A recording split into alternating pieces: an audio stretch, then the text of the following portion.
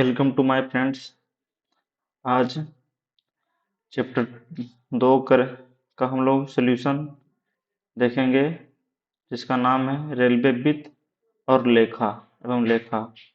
तो पहला क्वेश्चन है कि रेलवे बोर्ड में वित्तीय प्रकोष्ठ का गठन कब हुआ था। इसका ऑप्शन है अप्रैल 2014 में, अप्रैल 2015 में, अप्रैल 2016 में, प्रोग्राम से कोई नहीं। इसका आंसर होगा अप्रैल 2015 में। रेलवे बोर्ड में वित्तीय प्रकोष्ठ का गठन कब हुआ था? अप्रैल 2015 में। दूसरा क्वेश्चन देखते हैं, रेलवे बोर्ड में वित्तीय प्रकोष्ठ का हेड कौन होता है? तो रेलवे बोर्ड में वित्तीय प्रकोष्ठ का हेड होता है, पहला ऑप्शन है ईडीएम, एमआरएम, वित्त कमिश्नर, वित्त सलाहकार। इसका आंसर होगा ईडीएम, ईडीएफआरएम। तीसरा क्वेश्चन है, रेलवे बोर्ड में वित्तीय सेवा प्रकोष्ठ का प्रमुख कार्य है।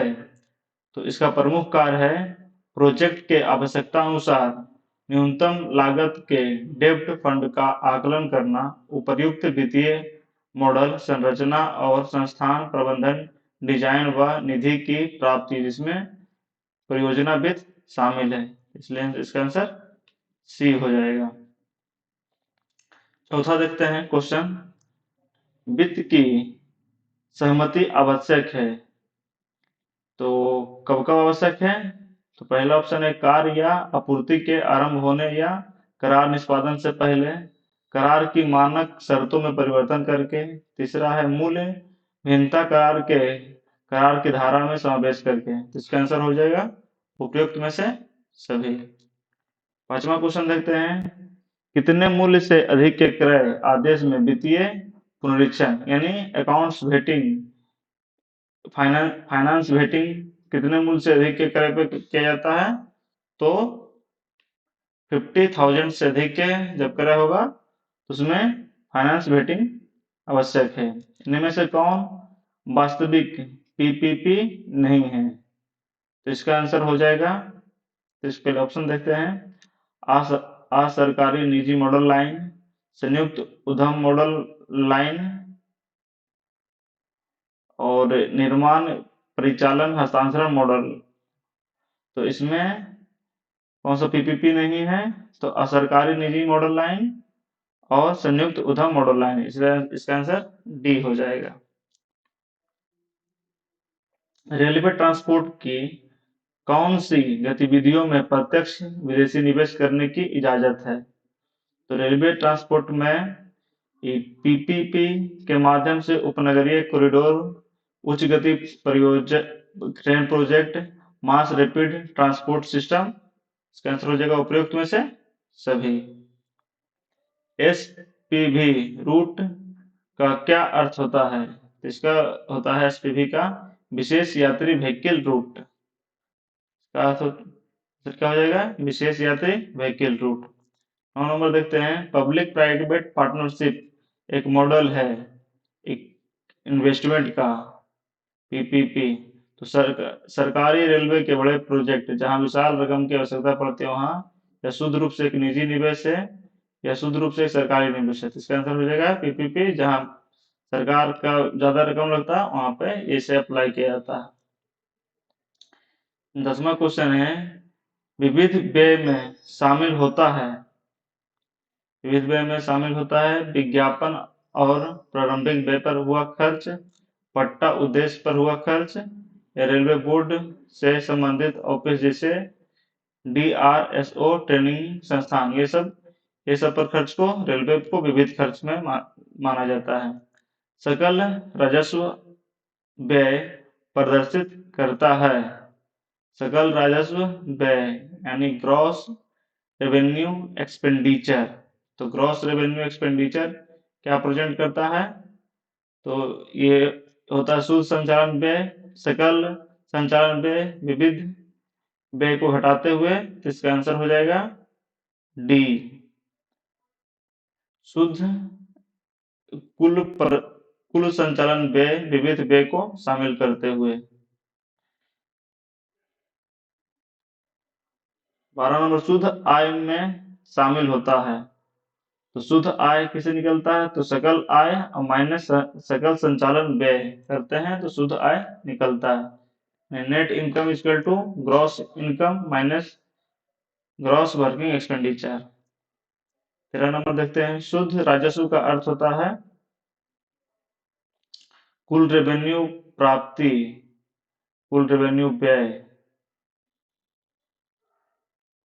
कुल रेवेन्यू प्राप्ति में से कुल रेवेन्यू व्यय को घटा देंगे तो शुद्ध राजस्व का प्राप्त होता है।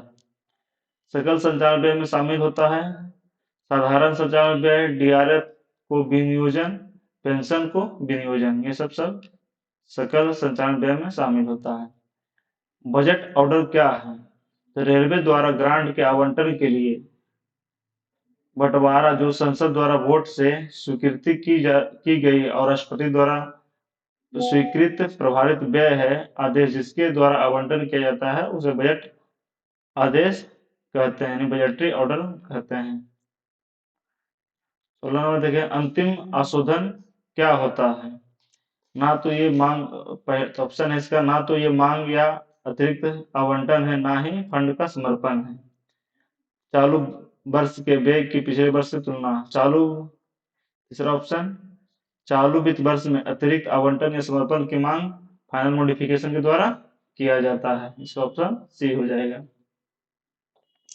प्रभारित व्यय क्या है, तो प्रभारित व्यय जो राष्ट्रपति द्वारा स्वीकृत किया जाता है उसे प्रभारित किया, जिस व्यय व्यय उस तरह के जो राष्ट्रपति की स्वीकृति की आवश्यकता हो उसको प्रभारित व्यय कहते हैं। प्रभारी पूंजी में क्या शामिल होता है, तो रेल पथ और पुल, चल स्टॉक, भवन, भूमि, inventory, machine, plant and machinery, railway में केंद्रीय सरकार द्वारा विनियोजन, मेट्रो छोड़कर सर्कुलर रेलवे सेफ्टी फंड में ट्रांसफर की रकम, राष्ट्रीय परियोजना में लगी हुई पूंजी, ये सब कैपिटल चार्ज कैपिटल में शामिल होता है। सकल आय क्या होती है, एक लेखा अवधि की वास्तविक आय जो वास्तव में प्राप्त हो या ना हो, से ग्रॉस सकल आय कहते हैं, इसका ए हो जाएगा। परिचालन अनुपात क्या होता है, तो सकल परिचालन के व्यय से आय में की तुलना को परिचालन अनुपात कहते हैं।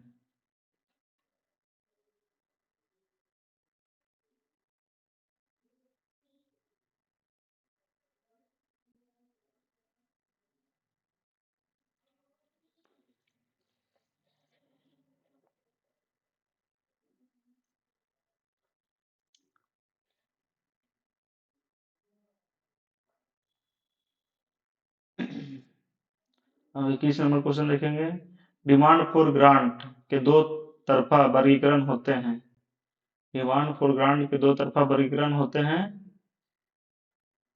व्यय की गतिविधि और प्राथमिक इकाई द्वारा।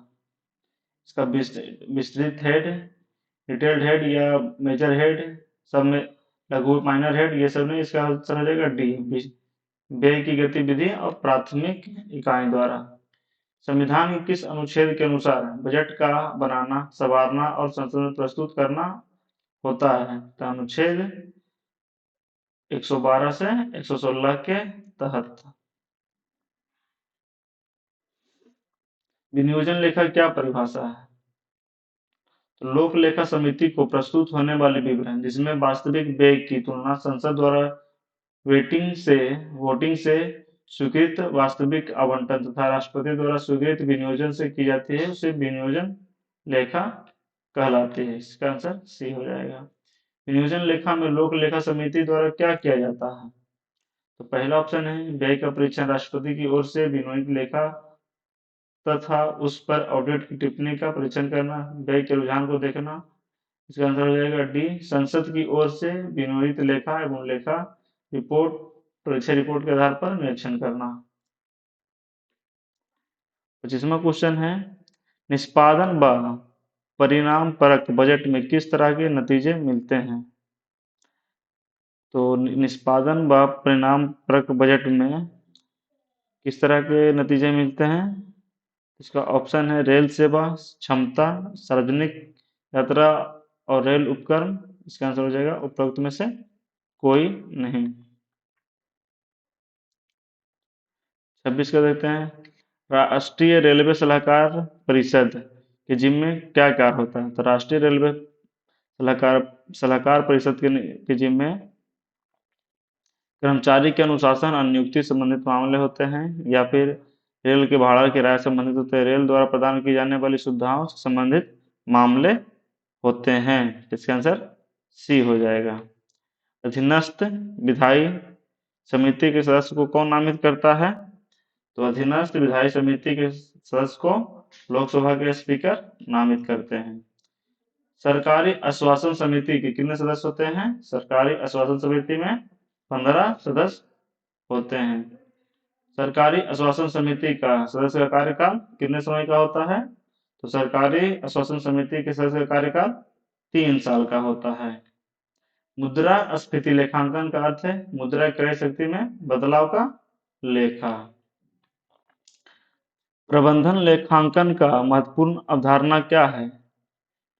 तो प्रबंधन लेखांकन का प्रमुख अवधारणा है उत्तरदायी लेखा, रोकड़ बहाव लेखा, पूंजी आवंटन। उपयुक्त में से सभी। अनुमान समिति के सदस्य का कार्यकाल कितना दिन का होता है? अनुमान समिति के सदस्य का कार्यकाल 1 साल का होता है।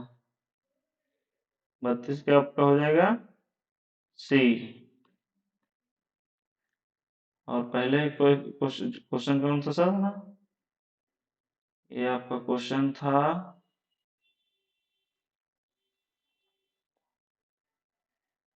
आश्वासन समिति। आश्वासन समिति का 3 साल का होता है और अनुमान समिति का 1 साल का होता है। वोट ऑन अकाउंट द्वारा उपलब्ध कराया गया धन किन खर्चों के लिए उपयोग में किया था? तो 1 अप्रैल से विनियोजन अधिनियम के अंतिम पारित होने की तिथि तथा तक की अवधि के दौरान पूरा वोट ऑन अकाउंट, मतलब जब भी पार्लियामेंट का चुनाव होने वाला रहता है तो उससे पहले सरकार जो है 1 अप्रैल तक से जो खर्च होने वाला है उसके लिए वोट ऑन अकाउंट पारित कर देती है। डिमांड फॉर ग्रांट एक मांग पत्र है जो व्यय के अनुमान करता है। तो डिमांड फॉर ग्रांट जो है भारत के समेकित निधि से व्यय के अनुमान करता है। एक संसदीय समिति चुनी या नियुक्त की जाती है।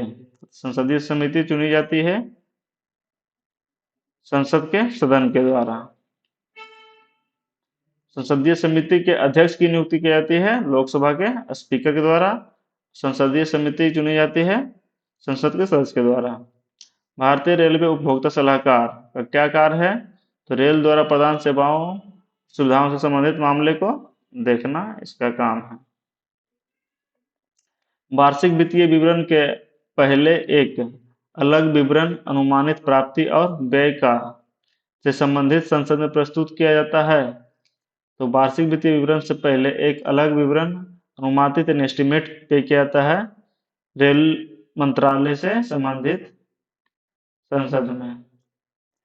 प्राप्ति का विस्तृत अनुमान मेजर शीर्ष के अनुसार प्राक्कलन अधिकारी द्वारा जीआरएफ का नियम 45 के अंतर्गत बनाया जाता है, जिसमें पिछले 3 साल के व्यय की तुलना करते हुए ब्यौरे मुख्य शीर्ष डिटेल हेड और उप मुख्य शीर्ष सब मेजर हेड बनाए जाते हैं। जीआरएफ का नियम 50 के 2 के अनुसार व्यय विस्तार अनुमान दिखाता है। व्यय पर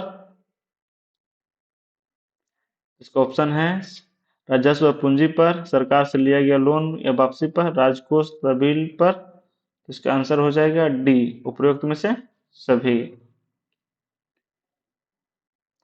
जीआरएफ का नियम 50(2) के अनुसार संशोधित अनुमान प्लान और नॉन प्लान व्यय दोनों के लिए और बजट अनुमान वित्त मंत्रालय के बजट डिवीजन में के द्वारा समीक्षा के लिए भेजा जाता है। तो यह जो है मंत्रालय और संबंधित विभाग के प्रशासक के वित्तीय सलाहकार के द्वारा समीक्षा किया जाता है। जीआरएफ का नियम 50(4) के अनुसार प्लान व्यय का अनुमान किसी सलाह लेकर बनाया जाता है, तो नीति आयोग की सलाह लेकर बनाया जाता है। जीआरएफ का नियम एकावन के अनुसार डिमांड फॉर ग्रांट व्यय का अनुमान जो लोकसभा के वोट की आवश्यकता होती है, demand for grant Lok Sabha vote से, डिमांड फॉर चार्ज वो होता है राष्ट्रपति के अनुमोदन से। जीआरएफ का नियम 51(2) के अनुसार प्रत्येक मिनिस्ट्री या विभाग के प्रत्येक डिमांड में समानता शामिल होते हैं। सेवा अर्थात राजस्व के लिए प्रावधान की आवश्यकता होती है। पूंजी व्यय राज्य और संघ क्षेत्र के अनुमान, सेवाओं से संबंधित ऋण और अग्रिम उपरोक्त में से सभी इसका आंसर हो जाएगा।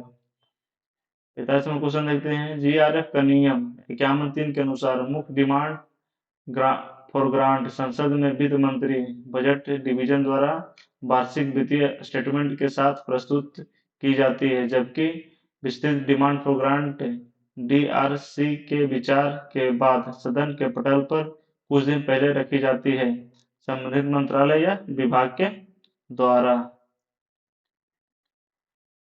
राजस्व प्राप्ति में शामिल होता है। राजस्व प्राप्ति में क्या शामिल होता है? सीधे कर के केंद्रीय बोर्ड के नियंत्रण की केंद्रीय टैक्स और ड्यूटी तथा केंद्रीय उत्पादन और सीमा शुल्क, बिना सदन के संघीय क्षेत्र से संबंधित स्थानीय टैक्स ड्यूटी और अन्य प्राप्तियां, या केंद्रीय सरकार के ऋण या अग्रिम के ब्याज की प्राप्ति, जैसे कि वाणिज्यिक विभाग की समंजन से राष्ट्रीय प्राप्ति जो कि आधारित है लेखा के सिद्धांत पर, जैसे कि विदेशी सरकार से ग्रांट सहायता इत्यादि। चौथा है रेखांकन के सिद्धांत के आधार पर समायोजन से राष्ट्रीय प्राप्तियां, जैसे विदेशी सरकार से अनुदान सहायता आदि। तो इसका आंसर हो जाएगा ए, उपयुक्त में से सभी। 47वां क्वेश्चन देखते हैं कि पूंजीगत ऋण में शामिल होता है पूंजीगत कैपिटल जो प्राप्ति होती है, पूंजीगत प्राप्ति में क्या शामिल होता है? अंतरिम ऋण, मार्केट लोन, ट्रेजरी बिल आदि। बाहरी ऋण केंद्र सरकार द्वारा बनाए गए ऋण एवं अग्रिम विनिवेश या अन्य देयताएं। इसमें क्या शामिल होता है? अन्य देनदारियां जो भी होता है इसमें शामिल होता है। जीआरएफ का नियम 52(1) के अनुसार वार्षिक वित्तीय स्टेटमेंट और डिमांड फॉर ग्रांट सदन के पटल पर रखी जाती है, किसके द्वारा? तो वार्षिक वित्तीय स्टेटमेंट और डिमांड फॉर ग्रांट किसके द्वारा रखा जाता है?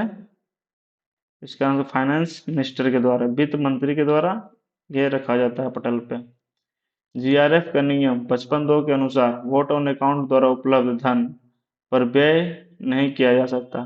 तो कोई नया काम इससे नहीं किया जा सकता। सरकार के सक्रिय विचार में कोई लाभ जो कि लागू किया जा सकता है। बजट प्रस्ताव के अंदर कोई भी मदे नई सर्विस पे काम नहीं किया जाता। तो इसका आंसर 1 हो जाएगा। बजट से संबंधित विनियोग बिल पास होने के पश्चात वित्त मंत्रालय बजट प्रावधान इस संबंधित इकाई को पहुंचाता है।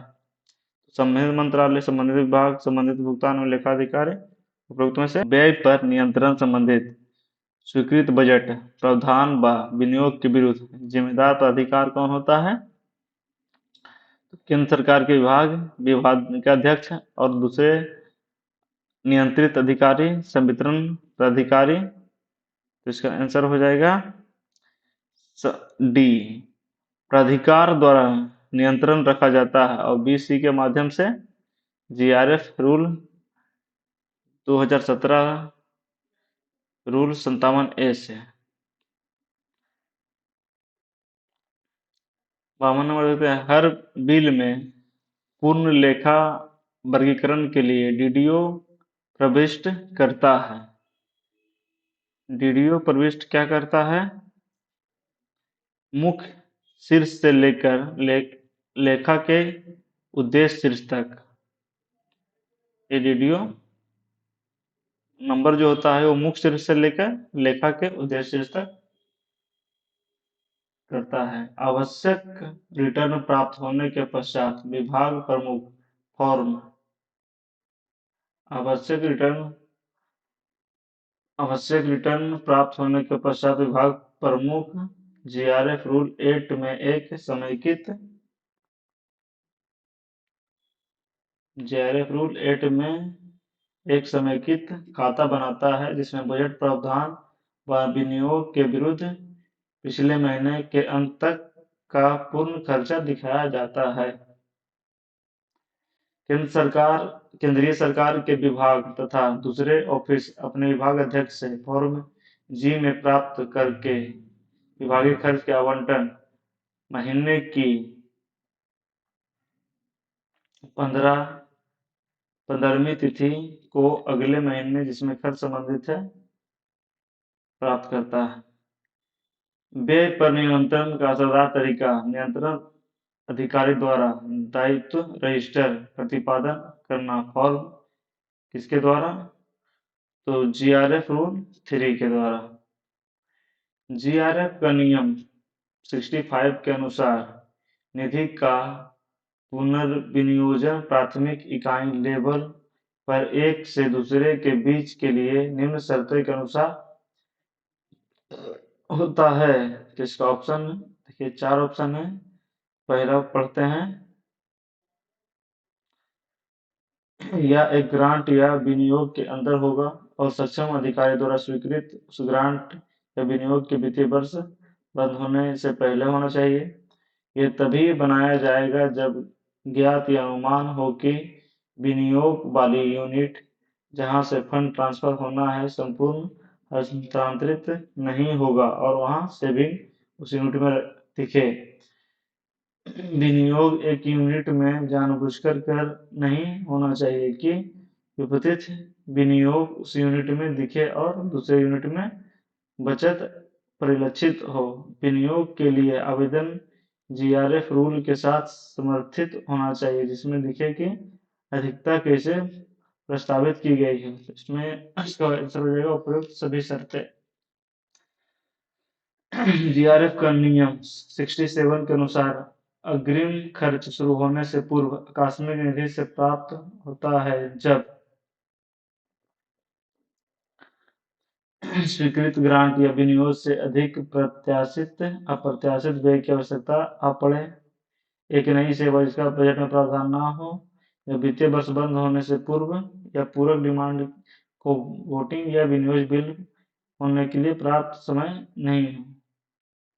इसका आंसर हो जाएगा डी, या तो ए व बी या एट में क्वेश्चन देखेंगे। वित्तीय वर्ष 2017-18 से व्यय खंड 1 द्वारा बदल दिया गया है, तो इसमें व्यय प्रोफाइल को बदल दिया गया है।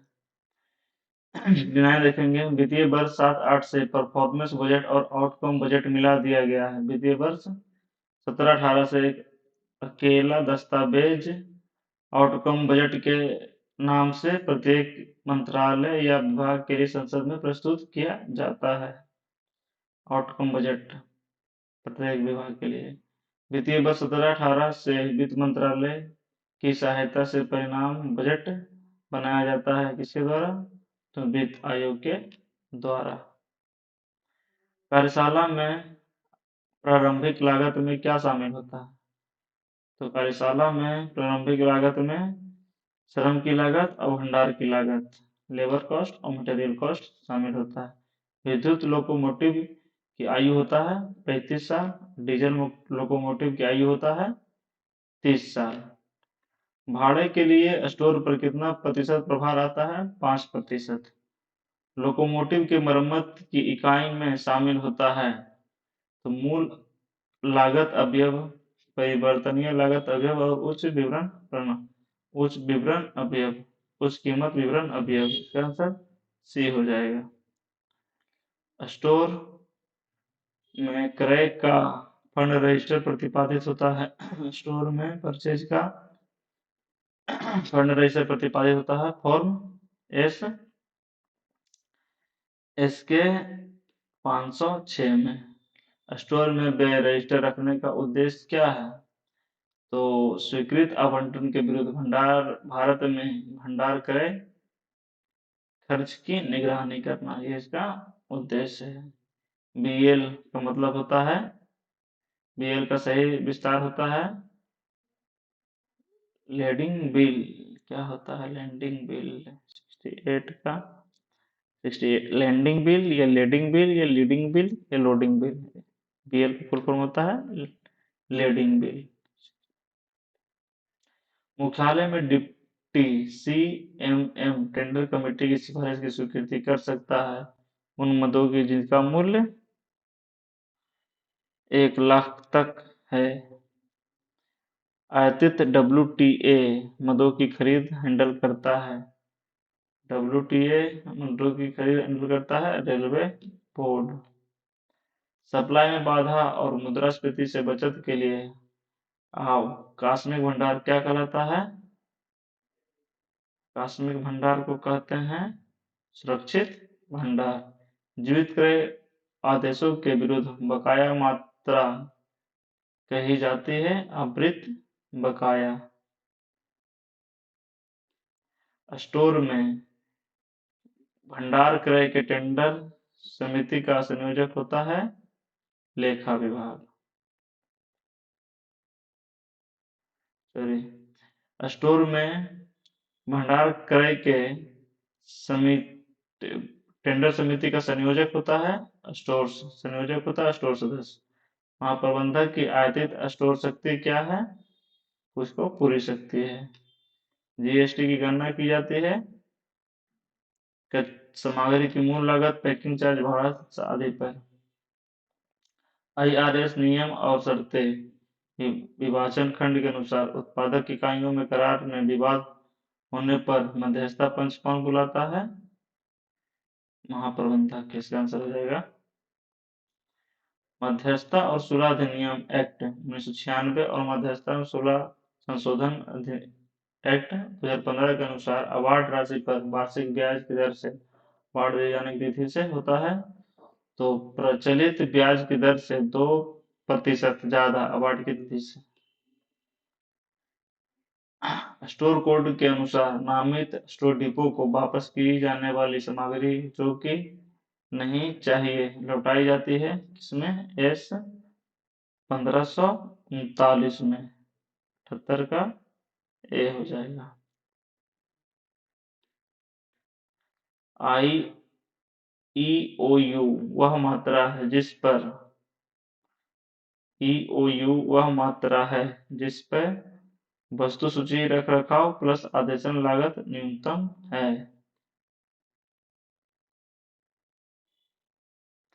टीओआर अनुपात टीओआर अनुपात क्या डिनोट करता है? शेष और निर्गम को। निजी फैक्ट्री को फैब्रिकेशन के लिए सप्लाई किया गया कच्चा माल प्रसारित होता है। निजी कंपनी को फैब्रिकेशन के लिए किया गया माल विविध अग्रिम कैपिटल के द्वारा इसे दिया जाता है। आयात निर्यात नीति घोषित पंचवर्षीय पैकेज है यह आवश्यक है क्योंकि इस मियाद में कस्टम ड्यूटी भारत सरकार द्वारा लगातार कम करती जाएगी। इस मियाद में ओजीएल मदों की ऋणात्मक मदों में कोई संशोधन नहीं होगा। निरंतर व्यवसाय की विविधता योजना के लिए आयात निर्यात हाउस मान निर्देश केंद्रित रहेगा। समानता भारत सरकार के प्रधानमंत्री कार्यकाल के 5 साल होता है। इसका आंसर डी हो जाएगा। सॉरी, इसका आंसर सी होगा। नियंत्रित व्यवसाय की विधिवत योजना के लिए आयात निर्यात हाउस दिशा निर्देश पर केंद्रित रहेगा। 83 नंबर देखते हैं। असंरक्षित आइटम के क्रय आदेश की पूर्ण जांच लेखा कार्यालय में तभी होगा जब इसका मूल्य 15 लाख से अधिक होगा। एक दर कॉन्ट्रैक्ट में होता है, मात्रा निर्दिष्ट नहीं होता, क्वांटिटी का कोई मैटर नहीं होता। आकस्मिक भंडार की आपूर्ति की प्रणाली किस तरह अपनाई जाती है? तो आकस्मिक भंडार की आपूर्ति किस प्रकार बनाई जाती है? आधार स्टॉक प्रणाली के द्वारा। बफर स्टॉक प्रदान किया जाता है आकस्मिक वस्तुओं को पूरा करने के लिए, दूसरे वस्तुओं को आइटम सप्लाई करने हेतु, चोरी या रखरखाव की पूर्ति हेतु, स्टॉक खत्म होने से पहले। तो आकस्मिक वस्तुओं को पूरा करने के लिए बफर स्टॉक प्रदान किया जाता है। जब विशिष्ट आइटम की खरीद प्रस्तावित हो, इसके लिए विधि- विनि- विनिर्देश इस तरह बनाए जाने चाहिए कि उस तरह के विशिष्ट विवरण को पूरा कर सके। मांग पत्र के साथ पीएससी भेजी जानी चाहिए। इसका आंसर हो जाएगा मांग पत्र के साथ पीएससी भेजी जानी चाहिए। विशेष समिति निविदा हुआ है जो विशेष समिति निविदा हुआ है जो क्रय कुछ फर्मों तक सीमित होना चाहिए। भारतीय रेल में केस टेंडर समिति द्वारा कैसे डील किया जाएगा जब वह मामला केस टेंडर समिति द्वारा डील किया जाएगा जब वह मामला किससे संबंधित हो। इसका आंसर हो जाएगा बुलेटिन निविदा से संबंधित हो। जब फर्म चुन ली जाती है और उसके टेंडर जांच की जाती है तो यह मामला जब फर्म चुन ली जाती है और टेंडर जांच के लिए भेजी जाती है तो यह मामला होता है सीमित निविदा।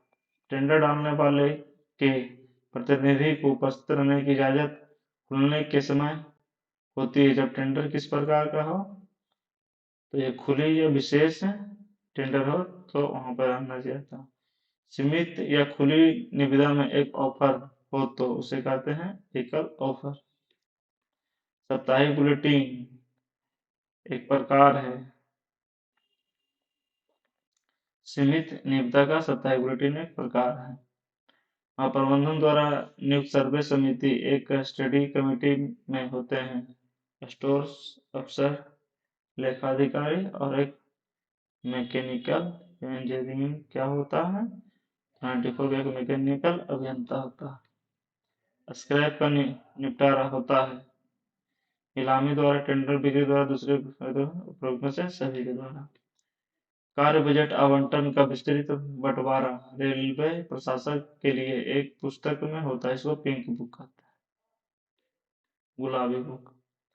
ठेकेदार ही जैसे ही ठेकेदार को ऑफर मंजूर होता है उसे जमा करना होता है डिपॉजिट में डिपॉजिट जमा करना होता है 14 दिन के भीतर। स्वीकृत राशि डिपॉजिट में नोटिस जारी हो तो दिन के भीतर जमा करना होता है। आईआरएस के नियम और शर्तें 1900 डील करती है। आंसर हो जाएगा सी, विवाद होने की दशा में पंच निर्णय। आईआरएस की करार की शर्तों के अनुसार अधिकतम अवधि क्या है सामग्री प्राप्त होने और प्राप्तकर्ता द्वारा स्वीकृत कर वापस करने के बीच में 90 डेज। अनुलग्नक एक क्या है आपत्ति के तहत रखी गई व्यय की विवरण जो सक्षम अधिकारी द्वारा नियमित नहीं की गई। अनुलग्नक जे क्या है मुख्य गलत वर्गीकरण की विवरणी और ऑडिट द्वारा ढूंढा गया दूसरी गलतियां जे। विनियोज लेखा के साथ जो स्टोर लेखा का स्टेटमेंट लगाया जाता है वह है।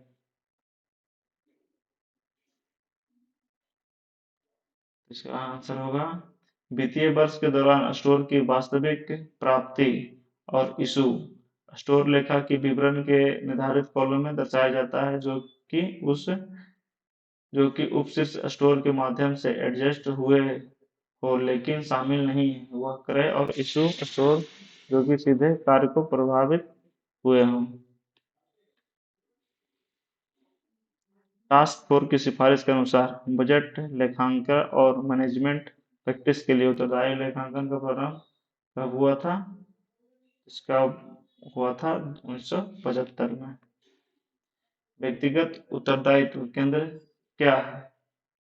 व्यक्तिगत उत्तरदायित्व केंद्र है या प्रतिनिधित्व करता है गैर वित्तीय गतिविधियों या गतिविधियों का समूह जो अद्वितीय प्रेषित कोड वाले छोटे लागत केंद्र हैं। उत्तरदायित्व केंद्र चुने जाते हैं न्यूनतम पर्यवेक्षक स्तर पे। प्रोजेक्ट या प्रस्ताव तभी न्यायोचित लगते हैं जब शुद्ध प्राप्ति या खर्चे में कटौती सभी खर्चों को मिलाकर कोडल व्यवस्थाओं के तहत DCF तकनीक से 14% हो।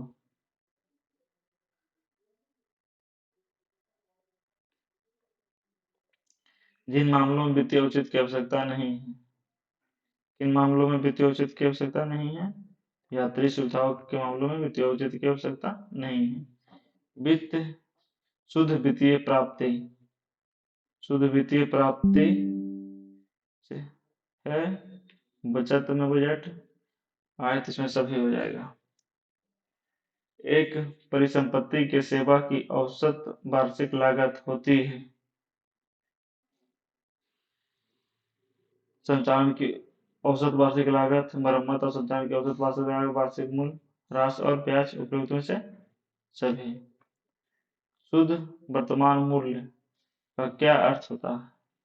परियोजना के इकोनॉमी आयु में शुद्ध रोकड़ बहाव के वर्तमान मूल्य का कुल योग, 10 का ए हो जाएगा। निविदा स्वीकार करने वाले अथॉरिटी का रोल क्या होता है? वह टेंडर समिति से स्वतंत्र और उसका मेंबर नहीं होगा। ये वह प्राधिकारी है जो टीसी के संतुष्टि को स्वीकार करता है। इसका आंसर सी हो जाएगा। किस एक्ट के अनुसार करार होता है? तो भारतीय एक्ट, करार एक्ट 1872 के अनुसार। जोनल कार्य क्या है? जोनल कार्य बनाए जाते हैं विशेष निर्माण रख रखाव हेतु।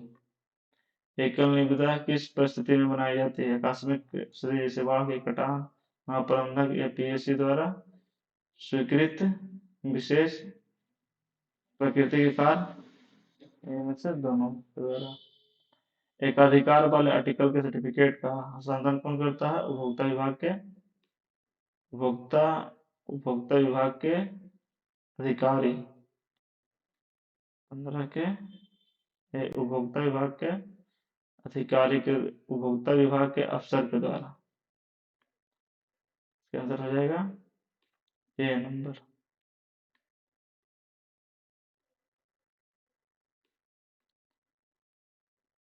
निविदा खुलने के पश्चात निविदा इस पर निर्भर करती है न्यूनतम ऑफर के अनुसार कैश वैल्यू, न्यूनतम ऑफर के अनुसार कैश वैल्यू। 16 के सी। 11 लाख की आकस्मिक मरम्मत और स्पेयर पार्ट्स की खरीद, इसमें पीएससी आइटम भी शामिल है, बिना वित्त सम्मति के अधिकार क्षेत्र में आता है, वो पीएचओडी के अंतर्गत आता है। उत्पादन परीक्षण क्या है?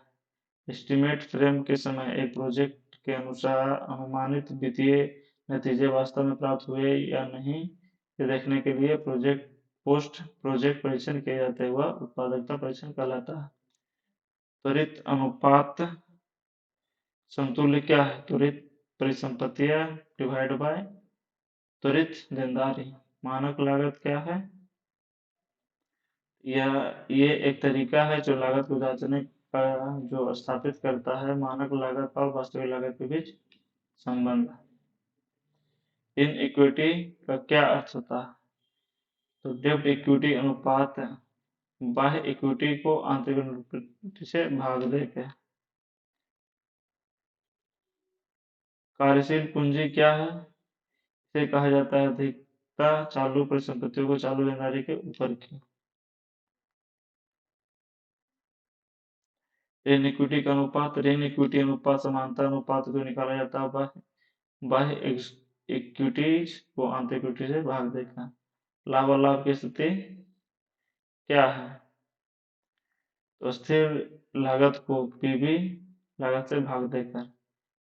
परिवर्तन परिवर्तन लागत क्या है? यह एक यह ला, वह ला, यह वह लागत कुल लागत है जो उत्पादन की मात्रा में बदलती रहती है। वित्तीय विवरण में शामिल होता है वित्तीय विवरण में शामिल होता है लाभ हानि लेखा तुलना पत्र सोर्स फंड का इस्तेमाल। इसका आंसर सी होगा। Thank you.